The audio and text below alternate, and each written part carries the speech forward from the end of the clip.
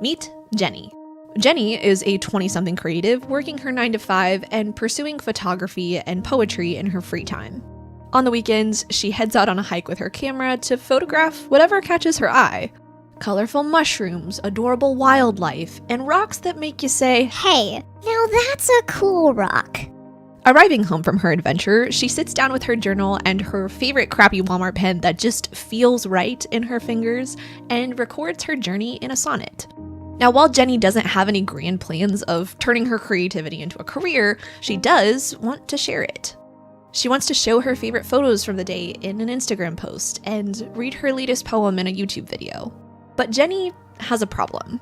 Opening up the Instagram app always sends her down this rabbit hole of doom scrolling.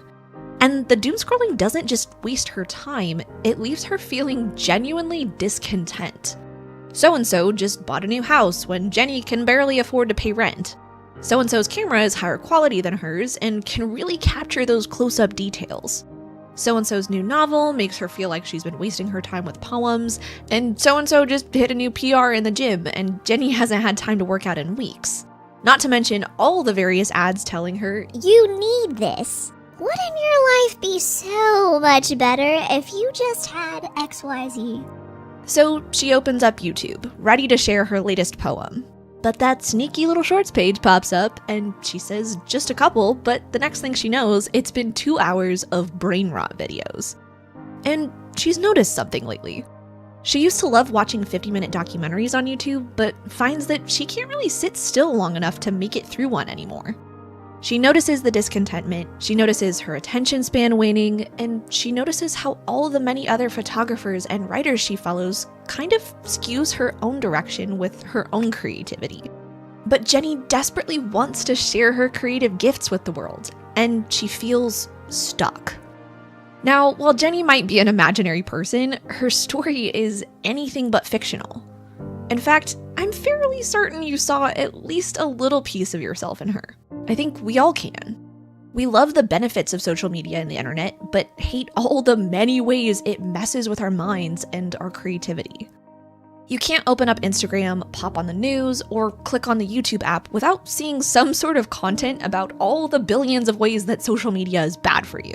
Which is a little ironic coming from an Instagram carousel post, but I digress. And from these posts, articles, and videos, we make the generalization that the arguably numerous costs of social media far outweigh the benefits, which, in most of our cases like Jenny's, I would wholeheartedly agree with. Following too many artists confuses our own creative direction. An endless series of highlight reels promotes discontentment with our own lives. The constant flood of information and gratification triggers anhedonia, a literal inability to feel joy and excitement in daily life. And all those little bite-sized TikToks and YouTube shorts, those rewire our brains, and not in a good way. The vast majority of us are not consuming content or interacting with the internet with any kind of mindfulness or intention. And I'm not blaming you. I don't know about you, but I never got the manual on how to navigate living in a digital world. Content Consumption 101 was not one of my high school courses, and I'm gonna go out on a limb here and guess it wasn't one of yours either.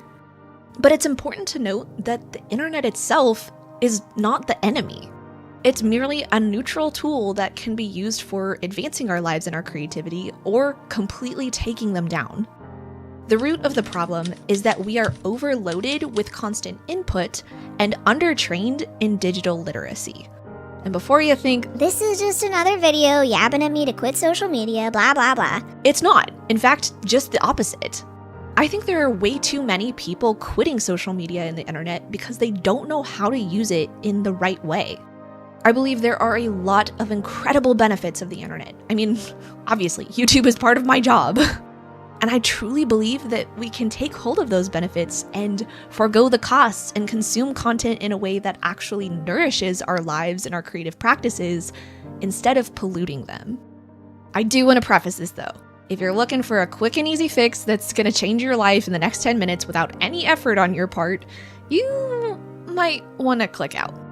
This video is for folks who are sick and tired of the negative impacts that the internet is having on them and are ready to put in the work to change it.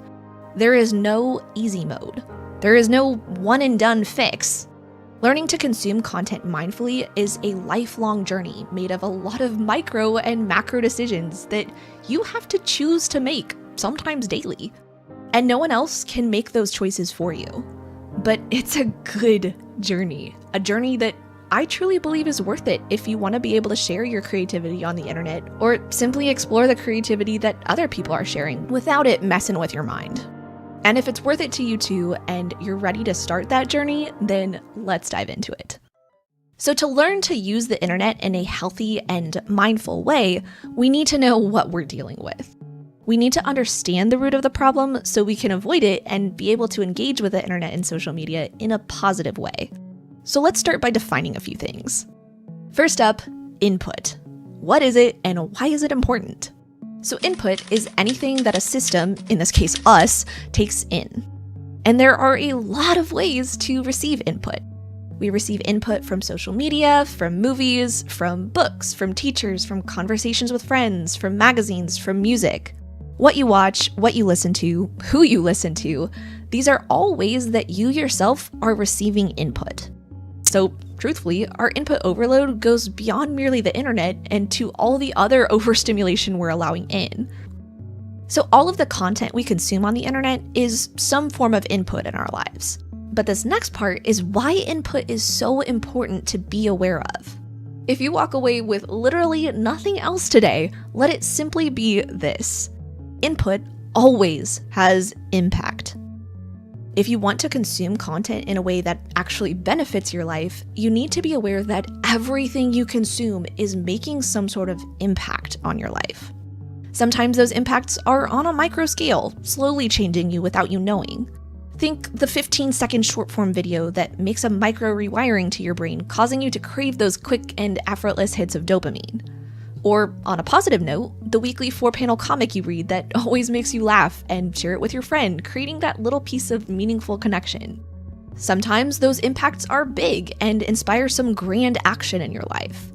That YouTube documentary that inspired you to start getting in your steps every day. Or the art supply haul live stream that made you feel like the supplies you had weren't good enough and you ended up dropping $300 you don't really have on new ones. Sometimes the impacts are mental, sometimes physical. They impact how you spend your time, they impact how you treat the people around you. Small impacts, big impacts, mental impacts, physical impacts, creative impacts, they all matter. To make any true effort in changing our habits around social media and the internet, we have to have an awareness of the impact it makes on us. The other element we need to define is digital literacy. Digital literacy is the ability to find, evaluate, create, and communicate information using digital technologies, quote-unquote, essential for navigating today's technology-driven world. It involves not only the technical ability to use devices and software, but also the cognitive skills necessary to critically evaluate information and to communicate responsibly. Now, y'all know, I am not a techie person. Many tears ensued during the formatting process of both of my books, and literally anytime I have to update my website, it's like a 4-day event with a celebratory ice cream party at the end. Maybe I'm exaggerating a little bit, but the point is, I'm not great with technology. I'm working on that. But I truly believe the way we receive the input we get from technology is far more important than how techie we are. Our critical thinking skills are the real MVPs here. We live in a world that is heavily reliant on digital media, but no one is actually teaching us how to use it. We're left to weed through misinformation, to navigate through a sea of brain rot content, to balance biased opinions versus actual truth, to do all of this all on our own. There's a lot of good on social media, and there is so much bad. With all of these downsides, it feels a little bit like a beach full of trash. One-use plastics and toxic chemicals littering the sand and polluting the water, harming the animals. You look out across it all and think, where do I even start to clean up this mess? Is repairing the damage even possible? We want to be able to see our favorite artists' new paintings, or learn about fin whales, or just check the news and get an accurate depiction of what's actually going on. But it's really hard to do all that when there's so much noise and pollution on the internet that we have to wade through. Once we have the awareness of the impact that input has on us, we realize just how under-equipped we are to navigate it, and most of us choose one of two paths. On the first path, sticking with our beach analogy, we hightail it home from the beach and hide under our beds. We're overwhelmed by what looks to be an insurmountable mess and choose to quit. We delete all of our social media apps, we hide from the news, we go off the grid, we see the problem, and we run away from it. I am by no means shaming anybody who chooses not to use social media. If that's your choice, absolutely go for it. I do believe it's the better of these two paths, for sure. But I also believe that it's a missed opportunity. A missed opportunity to connect with loved ones, to learn new things that you wouldn't be able to learn anywhere else, to share your creativity with others. Obviously, there are many other ways to share your creativity besides the internet. In-person classes or art groups, magazines, newspapers, simply giving a handmade gift to a friend.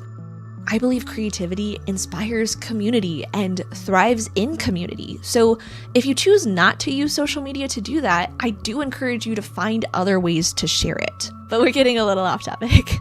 The point is, anytime you put yourself in a position to receive input, you also have the opportunity to share your own output, which we'll talk about in another video. Likewise, when you remove yourself from input, you're also necessarily making the choice not to share the good that you have. There is a cost to quitting too. When one person learns how to interact with the internet in a healthy way, it shifts the balance for the better. They inspire someone else to learn too, and that person inspires another, and so on. And when we quit the internet, the balance shifts for the worse. There's one less person who could make a positive impact. And I think most people who choose this path are choosing it because it's easier than actually dealing with the problem and learning how to receive input with intention and to develop their own digital literacy. Now for the second path. We look out at our trashed beach and we see the harm it does to us and to the people around us. We see the toxicity, the negativity, and we turn a blind eye. We visit the beach anyways, stuck in our old habits. We feel underqualified to make a change and, honestly, unwilling to try. We don't want to put in the effort of learning how to clean up the chaos and take care of our little beach. Maybe we occasionally do one of those little digital detoxes when we get on a kick, but within a few weeks, we're right back where we started, back into our old harmful habits. Because how could you ever begin to make a real change? So our attention span keeps shrinking, our creative direction continues to distort, we're wrapped in discontent, and we slowly slip into a numbness for real life. These are the two paths that most of us take once we're aware of the impact that input has on us and aware of our own lack of digital literacy. And in both cases, I think we're choosing an easy route. Well, easy in the short term, but very, very hard in the long term. Whether that's running away from the problem or choosing not to see the problem, neither of these paths are dealing with the problem. But I'm guessing if you're still watching this video, that's not you. You're a problem solver. I mean, you're a creative. Puzzle solving is at your core. Photographers figuring out the composition puzzle, writers figuring out the plot and prose puzzles, painters figuring out the color mixing puzzle. You're a creative. You want to forge a third path. An admittedly harder path in the moment for sure, but a path that will allow you to keep engaging with the content that truly brings you joy and knowledge and inspiration without the negative impacts on your mental and physical health, your time, and your creativity. I want to forge this third path together. How different could the digital world be if all of us creatives banded together to solve the problem? With the rise of AI, the constant misinformation, and the influx of brain rot, it's so easy to become discouraged and embrace this sort of doom and gloom mindset towards it all. But I truly believe we can change the game. We can shift the balance for the better, one person, one creative at a time. Charles Spurgeon once said, "To know is not to be wise. Many men know a great deal and are all the greater fools for it. There is no fool so great as a knowing fool. But to know how to use knowledge is to have wisdom." So once we are aware, we are also accountable. We can't pretend to be blind to the problems we're seeing and how we interact with the internet. We can no longer look at our scrolling habits or how we let other people's creativity skew our own or how much time our consumption eats up and be okay with it.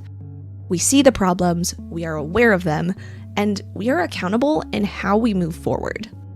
So how can we take the knowledge we have and use it to our advantage?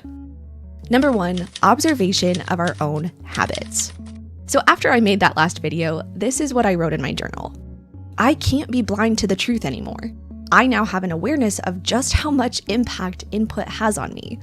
I have to choose what I do with the truth. I must be diligent in stewarding this new knowledge. So I was journaling like crazy, really putting my critical thinking skills into practice and brainstorming all of these different ways that I could better interact with the internet. What boundaries could I set? Should I take notes when watching videos to truly evaluate what I'm taking in? Should I set time limits on internet usage? Should I only use certain platforms? I was building a really solid game plan. Oh yeah, it's all coming together. And I was passionate, I was confident, and then I was so sick. Weak immune system strikes again, and I was down for the count. And you know what? That game plan entirely went out the window, especially for the first few days. I laid on the couch and did absolutely nothing but watch movies and scroll on my phone and do breathing treatments and chomp on cough drops. It was survival mode, and for the first few days, I did not care about any of those new ideas I'd been having.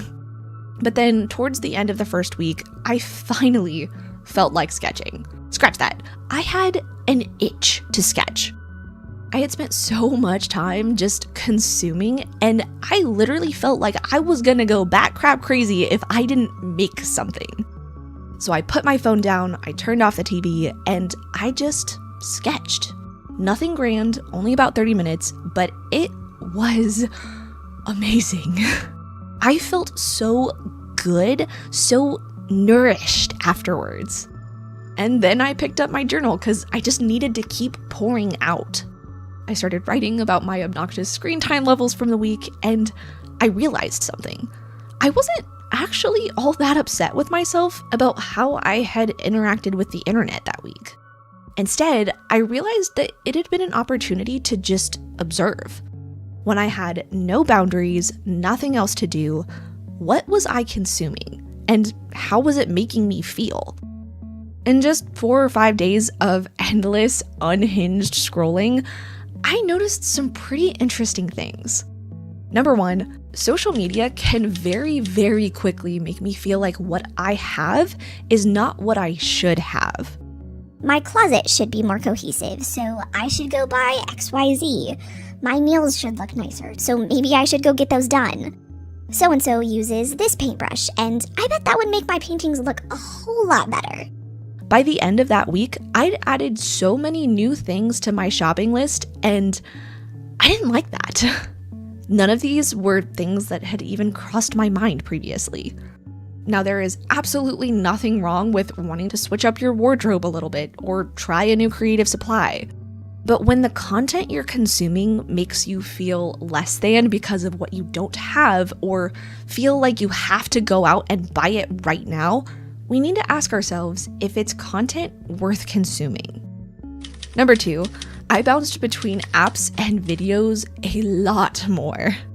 I'd spend a few minutes on Instagram and it didn't satisfy, so I'd jump over to Discord and check the servers, or hop on YouTube to see what's new there.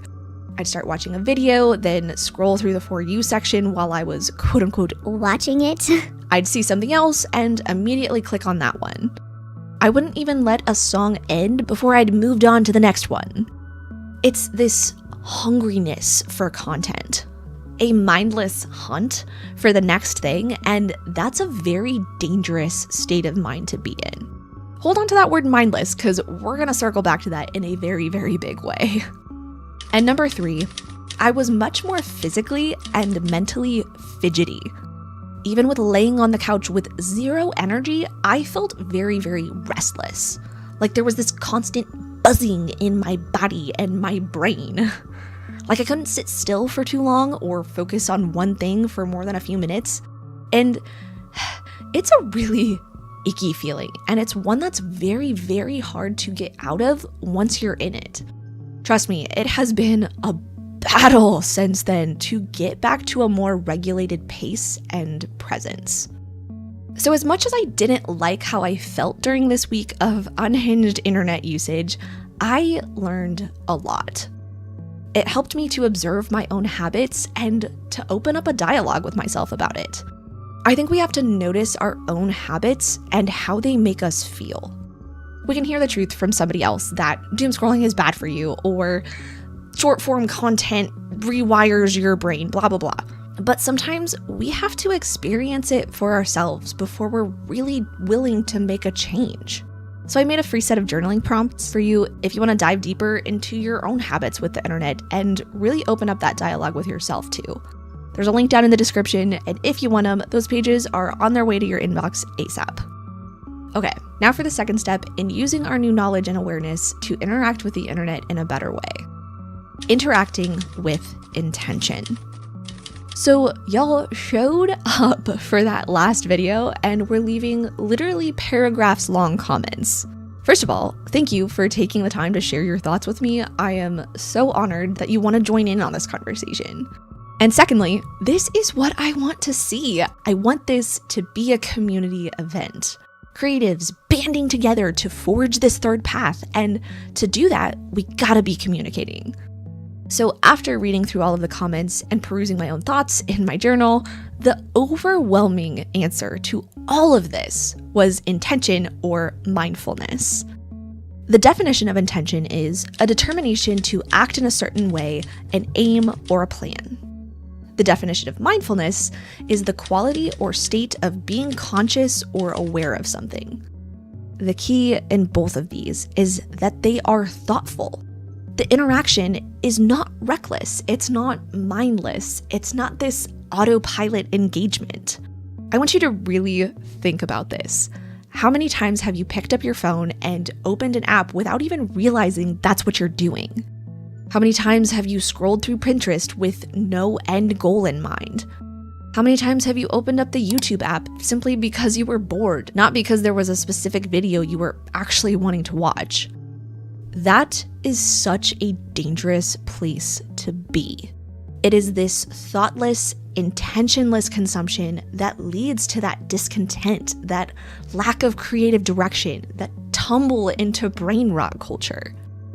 So, how am I trying to interact with the internet with more intention? First up, no second screen. If I'm watching a movie with my family, I am not on my phone at the same time. This has been a big character flaw of mine. But I had to ask myself, if the first screen isn't worth my full attention, why am I even watching it? And the reality is, our attention can't be in two places at once. So if you're watching a show on TV and scrolling on your phone, neither is receiving your full attention. And that's where mindfulness goes out the window. Next up, limiting my screen time.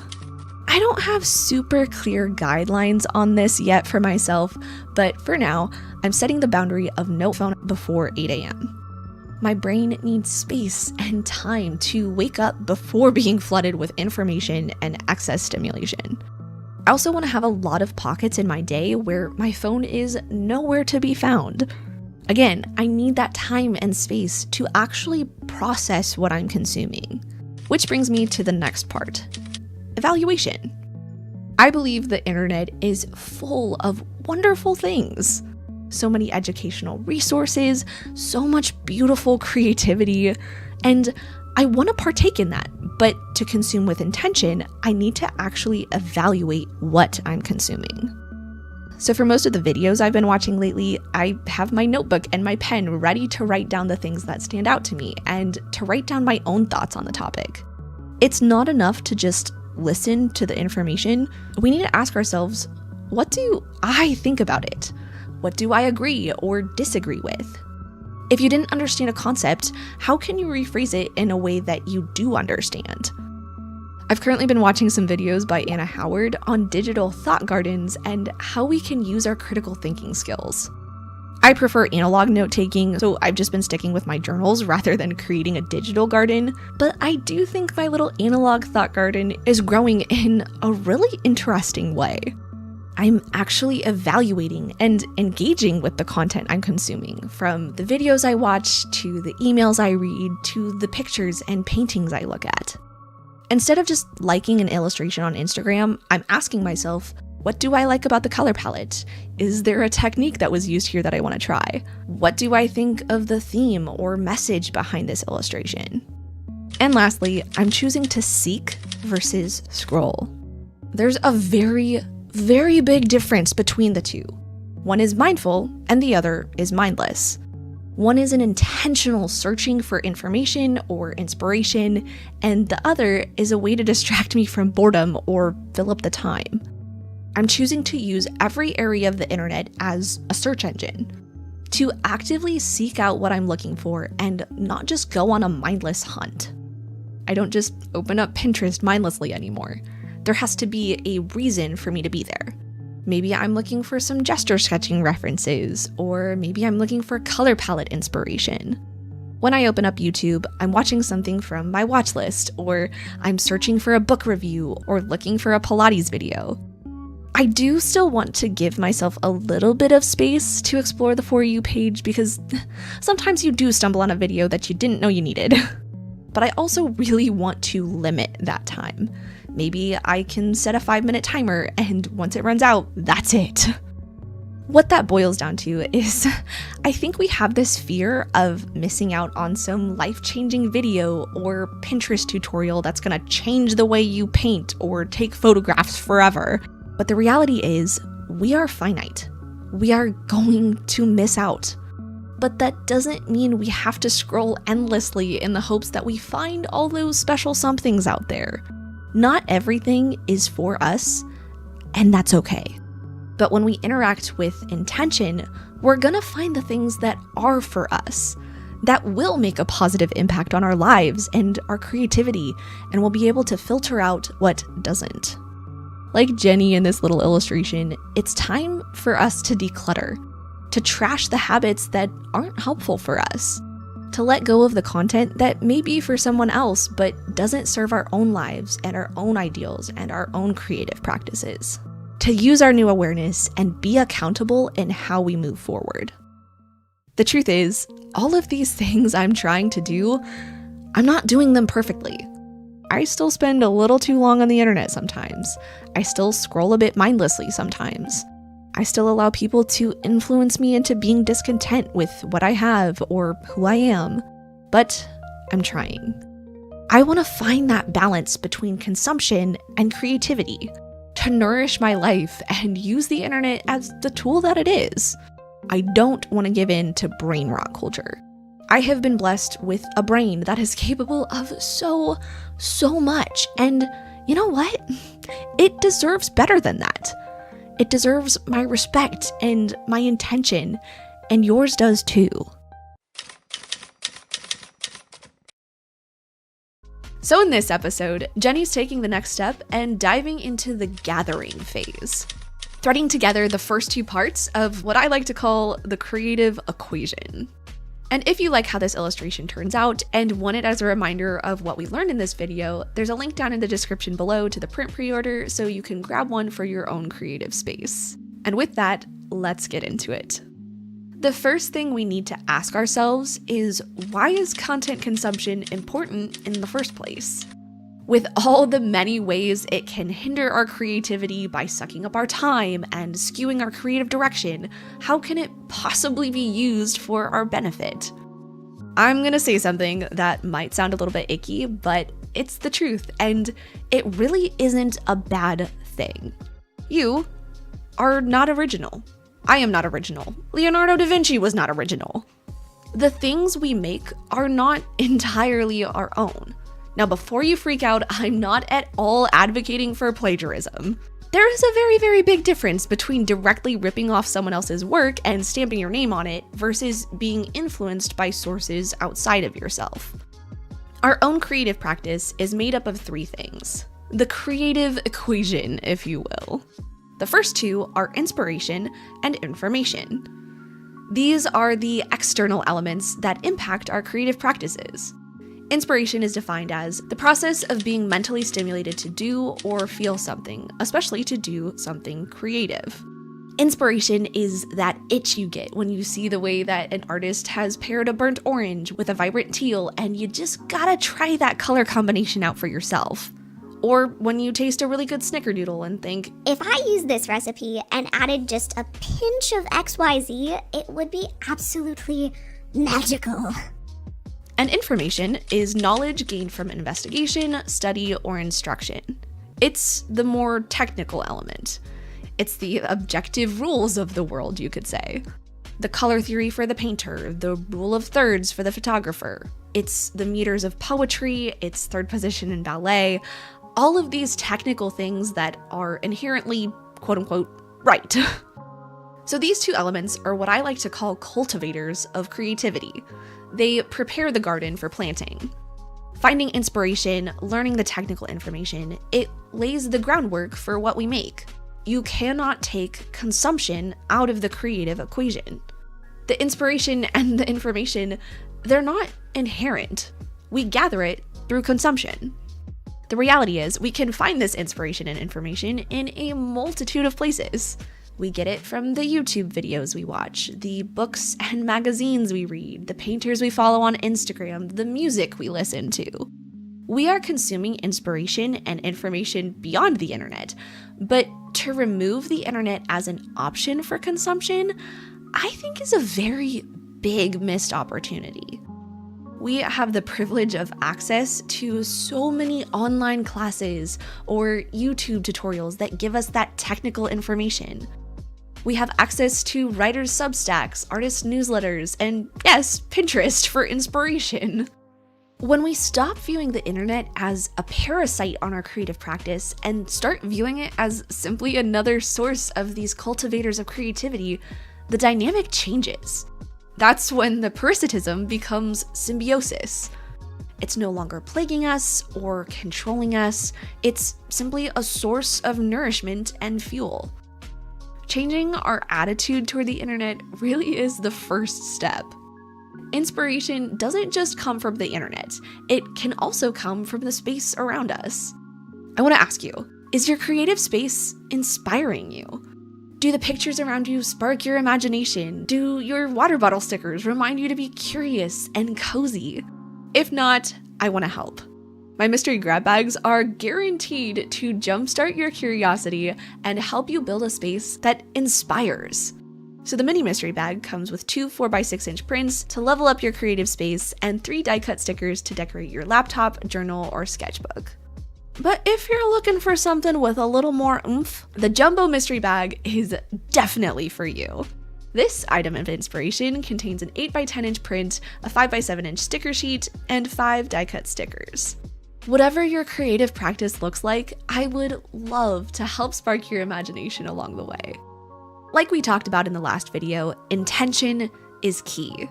It isn't just about consuming all the inspiration and information you can, it's about consuming the inspiration and information that's right for you. This is the changing our approach step. So the next question we need to ask ourselves is, how do we find the right inspiration and information? Herbert A. Simon once said, "A wealth of information, and I would add inspiration to this, creates a poverty of attention." When we're overloaded with too many ideas, too many new techniques to try, too many options overall, the creative output, it's not gonna happen. When we follow so many different artists with so many different styles, our own direction very quickly gets confused. When we try to tackle all of the technical fundamental skills at the same time, we aren't really focusing our attention on any one of them. We want to try all the things, and we end up trying none of the things. We simply can't figure out where we're going because we don't know how to thread all of this information and inspiration together. A creative mind works best when it's focused, and overwhelm is the antithesis of focus. So how do we limit the input and make sure we're taking in the right things? It starts with your own creativity. You need to look at your own creative practice and be very, very honest with yourself on some things. I I want you to take a look at the last 2 or 3 years of creative projects that you've made. Which ones excite you? Which ones do you remember truly loving the process? Don't take the final result into consideration. It doesn't have to be an objectively fantastic poem or painting or crocheted frog. Did you love making it? Did you lose track of the time while you were creating it? What was it about that process that had you so enamored? Was it the materials you used? Was it the subject matter? Was it a certain camera lens? Pick your favorite projects and dive into why they're your favorite. And then take a look at the projects that kind of fell short, the projects that you didn't really enjoy doing, and ask all of those same questions. Was it the theme? Was it the materials? Was it frustrating because it required a skill you haven't built yet? Or is it simply something you don't enjoy doing? The failed projects are equally important because they help us narrow down. Failure has this kind of clarifying effect, showing us our pain points and the ideas that we just don't really resonate with. And if you can, try to remember what inspired you to pursue all of these projects in the first place. Was it a certain creator or a certain YouTube video? Maybe you felt pressure from a trend to try a new medium. Most creatives are somewhat multi-passionate, and that's amazing. It's wonderful to try lots of things, and different skill sets can overlap in different mediums. For example, the way you build miniatures might help inform the way you paint backgrounds. But when we follow a lot of different creatives with lots of different styles and mediums, sometimes we feel like we need to try all of those things too. Now, I am not at all opposed to exploration. In fact, if you've watched literally any of my other videos, you know I'm constantly telling creatives to keep exploring. But we don't have to explore everything. We need to explore the things that truly excite us, not the fleeting, Hey, that looks somewhat interesting. Maybe I should try it moments. So I've made a list of journal prompts to go along with this video to really help you figure out what it is you actually want to be making, and to get clear on the parts of your creative practice that are in need of inspiration and information, so you can actually be looking for them in the right places. Those pages are totally free, and you can find them in the description below. The second part of changing our approach to inspiration and information is to understand that less is more. Inspiration is everywhere, but the mistake is in thinking you have to be inspired by everything you find. Things might generally pique our interest, but they're not making a meaningful difference in inspiring or informing us. All they're doing is confusing our creative direction. So I recently watched Jacqueline Bear's video on slow inspiration, and she also touched on this idea. She said, "They meant something for a second, but I never gave them the chance to mean something lasting." She also quoted Anne Morrow Lindbergh saying, "One cannot collect all the beautiful shells on the beach. One can only collect a few, and they are more beautiful if they are few." When we let our collection of inspiration and information be smaller, we give ourselves the space and time to be intentional with them. And that's when we really cultivate the garden. We make sure that the soil is rich and fertile. We make sure that the inspirations and the information, that they make sense together. It's not about mindlessly collecting everything that grabs our attention, but finding the truly special somethings and making the most out of them. But what does that look like in practice? How do we curate our consumption? First of all, we need to revisit the decluttering phase. We're going to take our answers to those questions from earlier and go a step further. We need to go through the YouTube channels we're subscribed to. We need to go through the accounts we follow on Instagram. We need to clean out the Pinterest boards we haven't looked at in the last 7 months. We're going to be really honest about the creators we follow that don't align with the creative direction we have in mind. And this is not for lack of appreciation for their work, but rather a protection of your own. If it's hurting your own creative practice, you need to let it go. But here's the thing, it's not as simple as, well, this creator doesn't use my medium, so they must not be for me. That's not what I'm saying here. For example, I follow Kitty Tate on Instagram, and she's this fabulous bread baker. At first glance, you might think her work has nothing to do with me. But I love painting food. I love looking at her delicious photos for inspiration. Or take Blue Birdie, for example. Her characters are very high fantasy, lots of dwarves and fairies and such, and that's not really the kind of work that I make. But when I'm needing to practice drawing hands or feet, she's my go-to. I love the very knobbly hands and toes, and she has this really great sense of anatomy. So we need to think critically about the input and be honest about whether or not it's really going to help us grow. To recognize that some of the creators we follow are just for a season, and that's absolutely okay. As of right now, I follow 308 accounts on Instagram. That is insane. That is too much inspiration and information.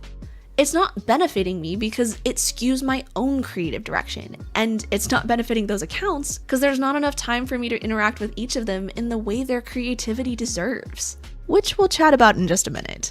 When we clear the clutter, we make space to engage with intention, to be truly positively impacted by what we're taking in.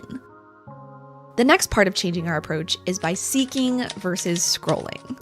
Now, we touched on this a little bit in the last video, but I think it's truly worth diving deeper into. Scrolling has no time frame and no intention. Think of the last time you picked up your phone simply because you were bored. How quickly did those minutes fly by and you suddenly realized you'd been scrolling through Reels for the past hour?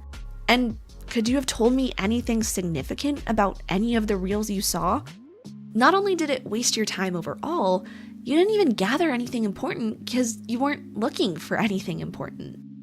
When we open up Pinterest for the purpose of scrolling, we're gonna find a lot of things, many of which might make us say, Hey, that's kind of cool. but this scrolling is directionless and 9 times out of 10, fruitless. You might stumble upon some truly spectacular nugget of inspo or info once in a while, but most of the time, you're just gonna walk away feeling more muddled than you did before. But when we seek, we're intentionally searching for something specific. We're using Pinterest or YouTube, Unsplash, Instagram. We're using them as these kind of search bars. We're looking for the perfect reference photo, or a particular shade of green, a quirky crochet pattern, or a Victorian name that would be perfect for your new character. We need to show up to seek, not to scroll. But what exactly does that look like in real life? One word: boundaries, baby. They make a world of difference. Let me give you some examples of what this has looked like for me. Setting the general boundary of no opening up Pinterest unless I am searching for something specific. Pinterest really is my Achilles heel, and I will spend hours just soaking up stuff and adding things to boards that I'll never look at again. And you know what? It doesn't make me feel good. It doesn't make my art better. It just steals my time and muddies my attention. YouTube is another problem area for me. Now, I love YouTube, obviously. But just watching a stream of videos and immediately jumping to the next one as soon as one ends, it doesn't make a lasting difference. It just muddies the water. Now, I do allow myself like 5 minutes every other day to peruse the browsing page of YouTube just to see if anything interesting pops up, and if it does, I put it on my watch later playlist. Like we said earlier, sometimes you do stumble upon something very useful that you weren't actually looking for.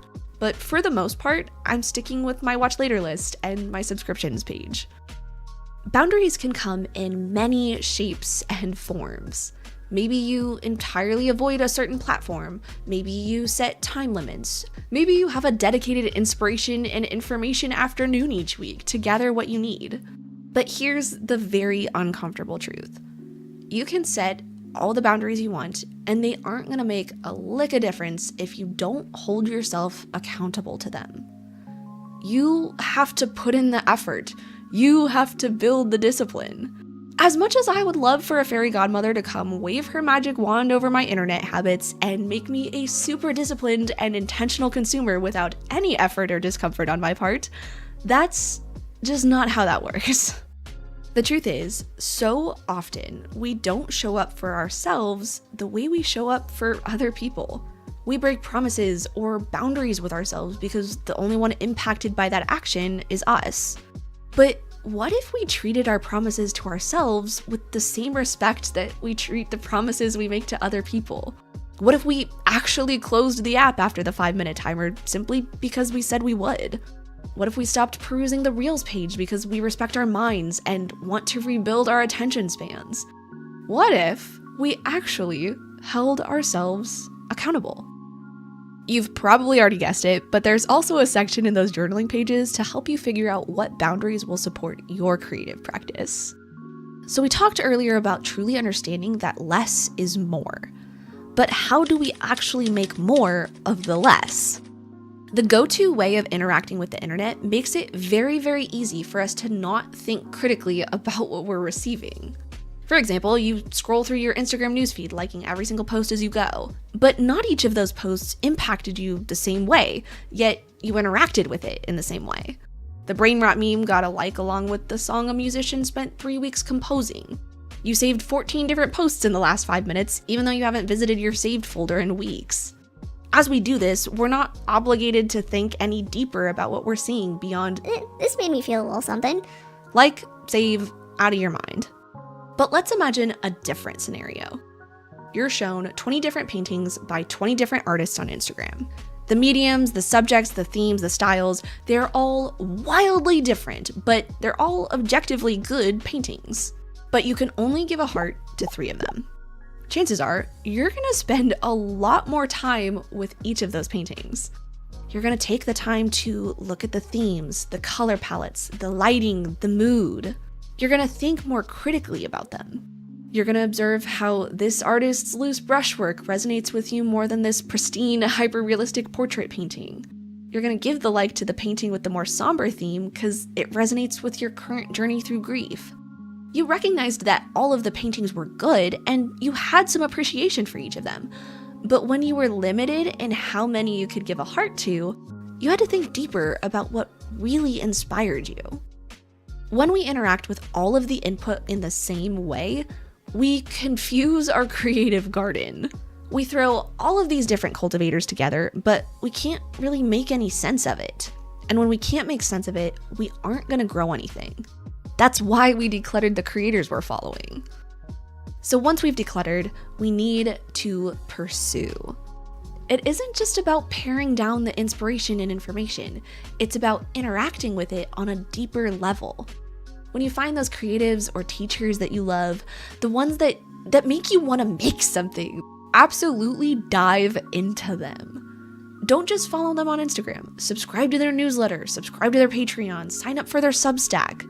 We're always complaining that the algorithms don't show us our favorite creatives' work, so go find them. Make that 4-second effort to sign up for their newsletter.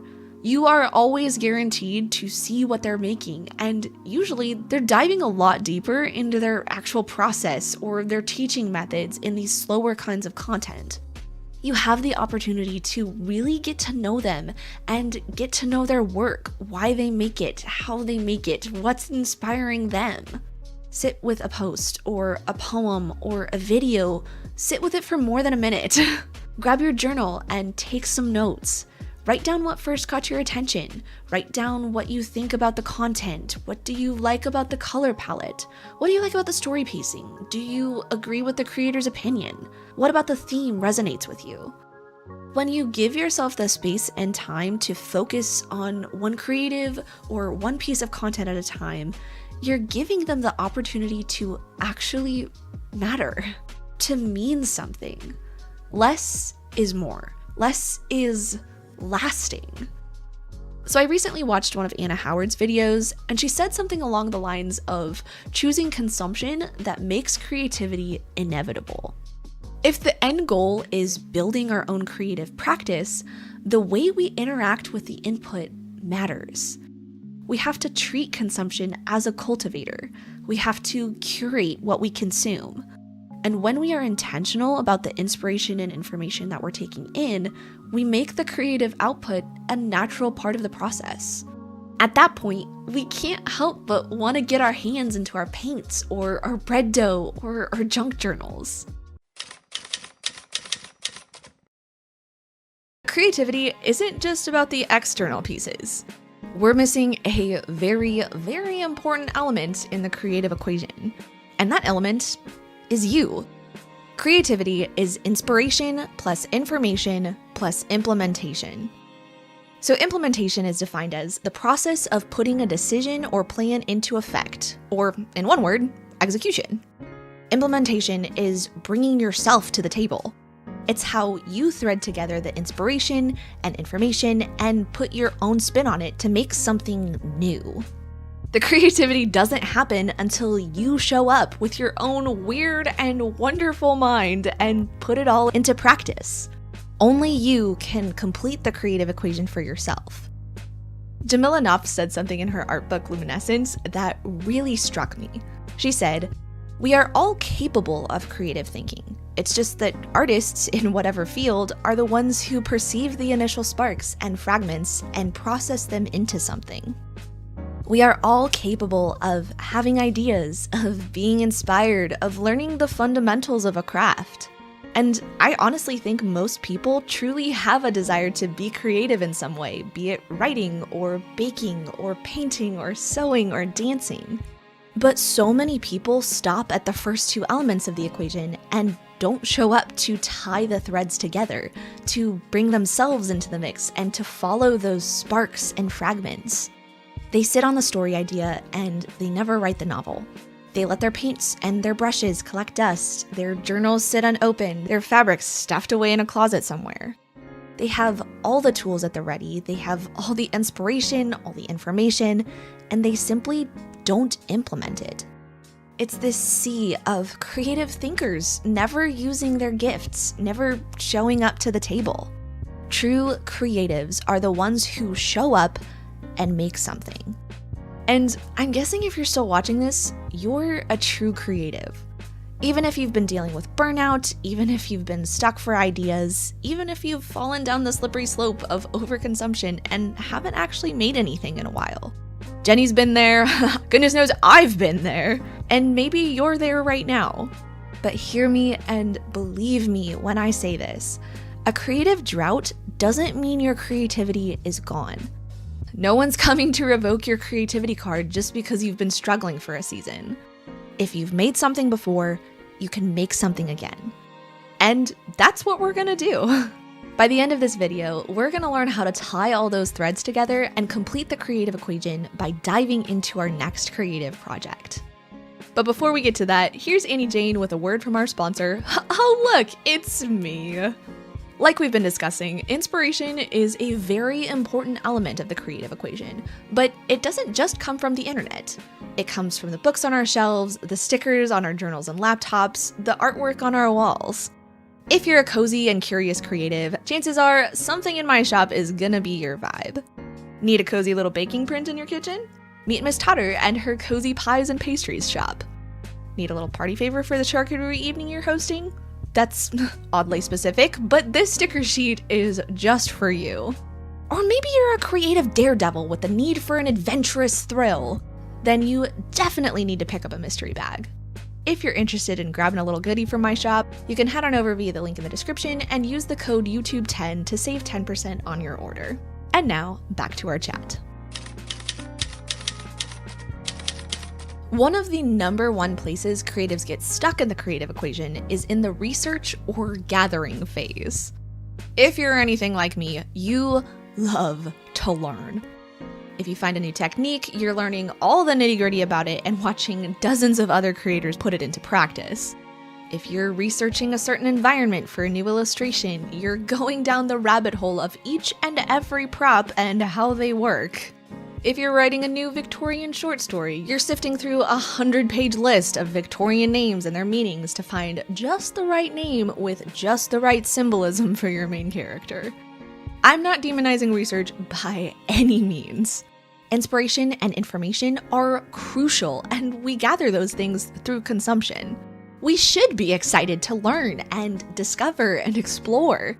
But there is a danger of finding yourself in a sort of overconsumption quicksand. This endless cycle of gathering, but never implementing. Here's where that self-honesty really comes into play again. We need to ask ourselves why we haven't put the inspiration and information into practice. When it's been weeks of sitting with an idea, gathering the cultivators, and dreaming about what you're gonna make, but you haven't actually taken a step of your own to make it, you need to ask yourself, what's holding you back? And from my own experience, it's usually one of two answers. The first is fear. The fear that we'll have wasted our time on a project we didn't actually enjoy. The fear that the end result won't live up to the expectation we have in mind. The fear that we'll be seen trying. Coming from someone whose career is displaying their creative trials and errors on the internet, it is frightening. Forget ghosts and ghouls, the scariest Halloween costume is simply you holding up a sign saying, Hey, I'm trying a thing. When we take actual steps to make something, it becomes real. It becomes visible. It becomes an opportunity to fail. The truth is, it's so much easier to sit in the research phase, just over-consuming on inspiration and information, than it is to bring the project to life. When we're in this phase, we don't have to face the reality that it might not go the way we plan. I recently saw a comment on someone else's video that hit me like a brick to the face, and I had to write it down in my journal.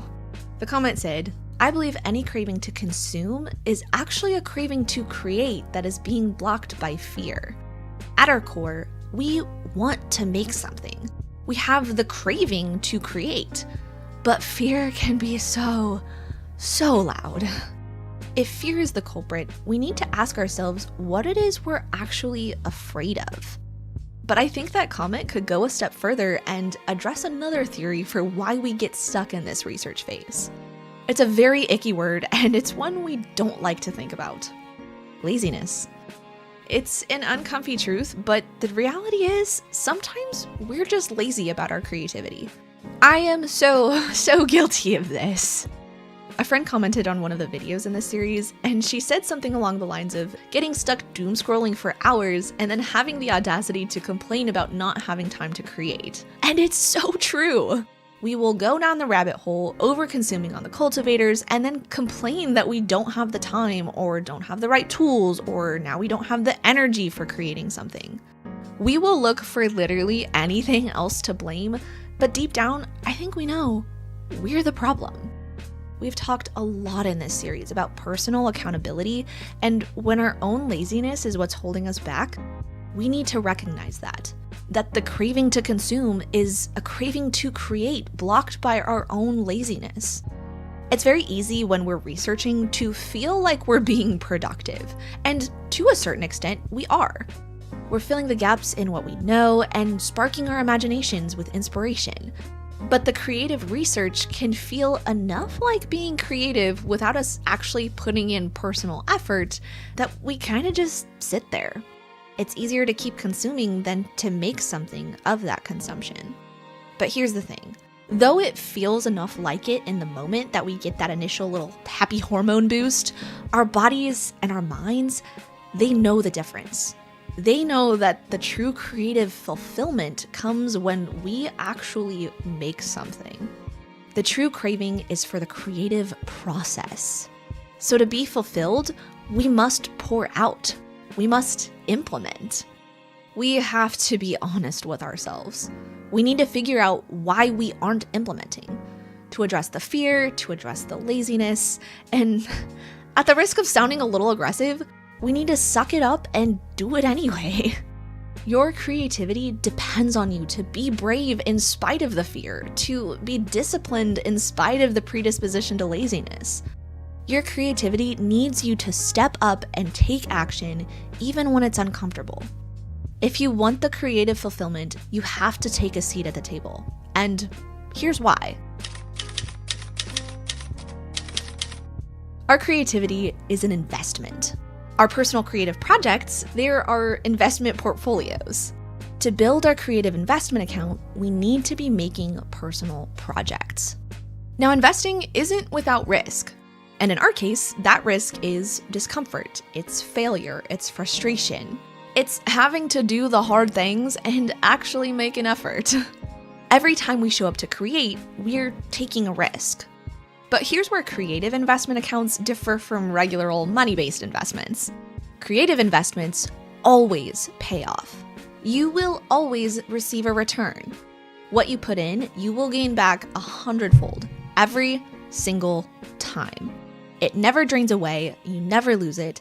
Every investment you make grows your creativity. And that growth looks like a lot of different things. Sometimes that growth is you trying a new medium and realizing that you actually kind of hate it. Sometimes it's attempting a different songwriting style and realizing that your voice is not suited to it. Or maybe it's trying out environment painting and discovering that your perspective skills are in critical condition. These kinds of projects help us learn what we don't like making, the tools we don't like using, where our skills are falling short. So often we treat failure as an enemy, but it's simply a teaching tool. Failed projects aren't wasted time, they're learning opportunities. Vernon Sanders Law once said, "Experience is a hard teacher because she gives the test first, the lesson afterward."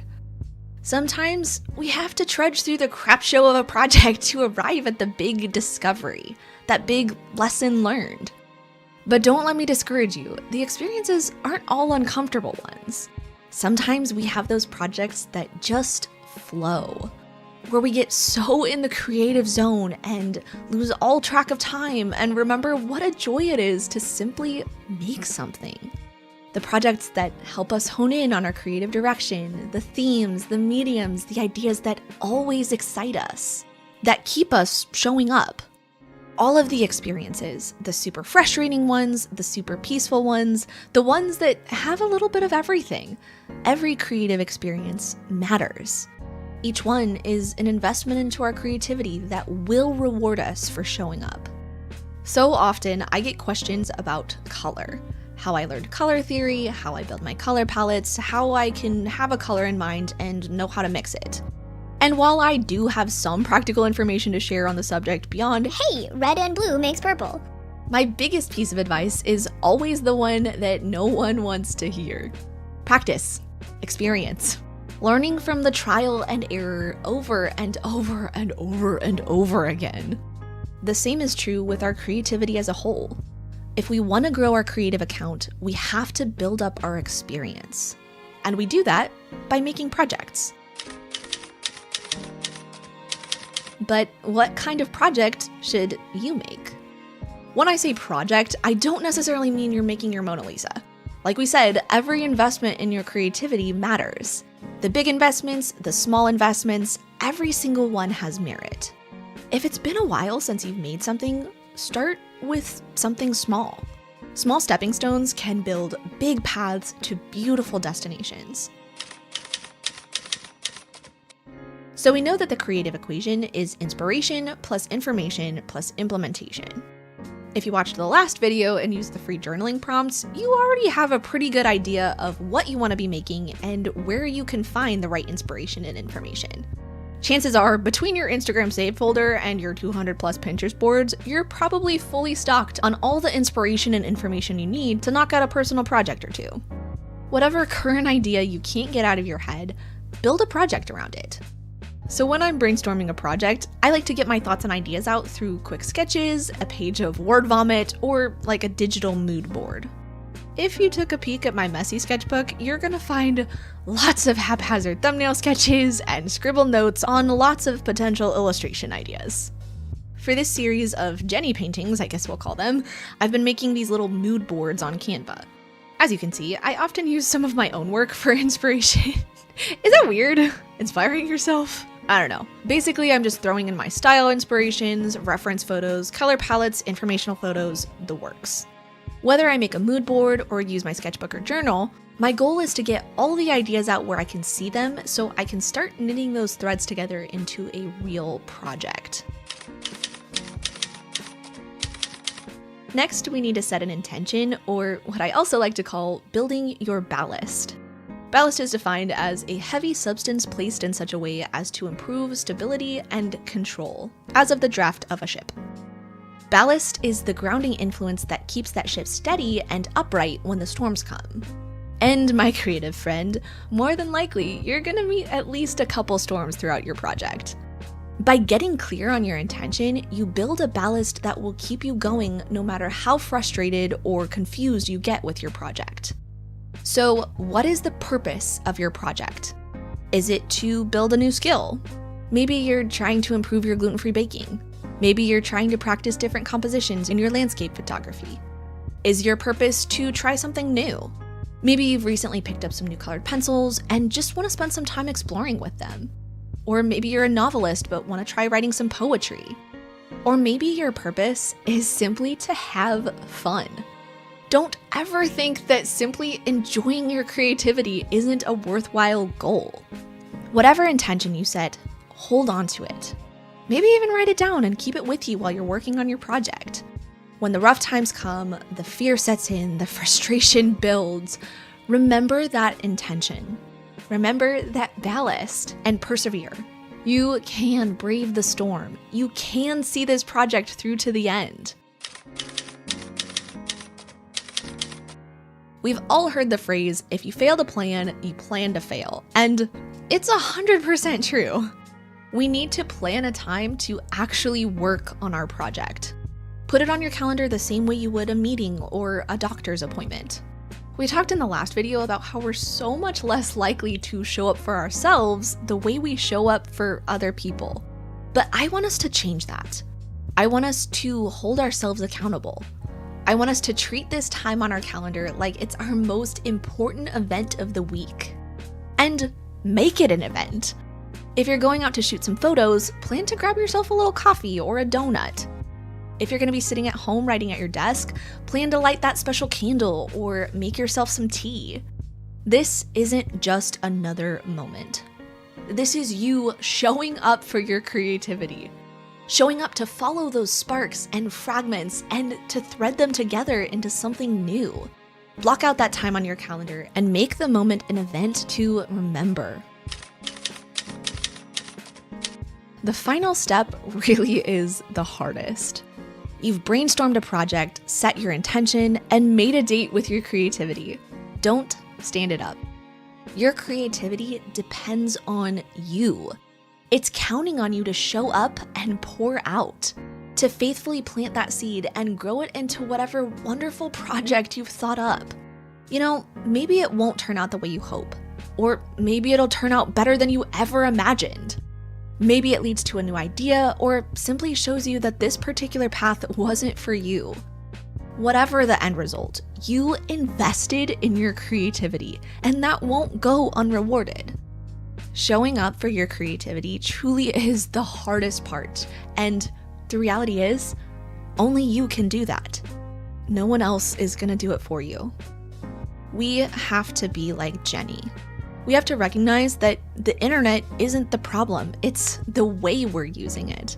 We have to let go of the habits and the creators that aren't serving us.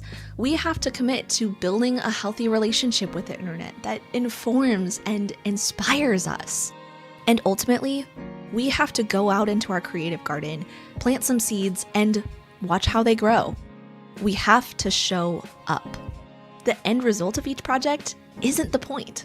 The point is investing in our creativity as a whole, building our creative discipline, expanding our imaginations, learning from the experience, and most importantly, loving the process of it all. If you've been here for all 4 episodes, I just want to say thank you for joining Jenny and me on this journey. I hope and pray that it's been as impactful for you as it was for me. Let me know down in the comments what creative project you're going to be making. And if you like how this illustration turned out and want to pick up a print of it as a reminder to invest in your creativity, you can check out the link in the description for the pre-order. Huge thank you to the Cozy and Curious creatives over on Patreon for helping to support my own creative practice. I am endlessly grateful to each and every one of you. If you're interested in a cozy little week of art video, then head on over to watch this one next. Thanks again for watching, I'll see you soon, and go make something.